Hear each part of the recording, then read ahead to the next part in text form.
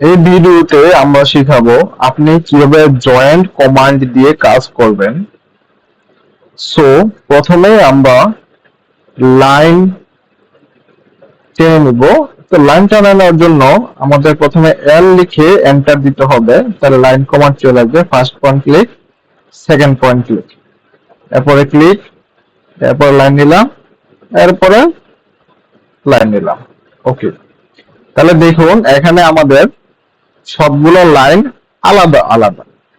তো সবগুলো লাইন আপনি একসাথে নেওয়ার জন্য তাহলে আপনাকে কি করতে হবে?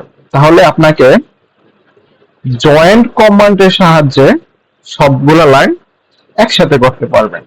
সো জয়েন্ট কমান্ডের কাজ কি হবে? যে লিখে এন্টার, ওটা সিলেক্ট করে নেবেন, এন্টার। এই যে দেখুন আমাদের জয়েন্ট হয়ে গেছে, সবগুলো লাইন একসাথে জয়েন্ট হয়ে গেছে।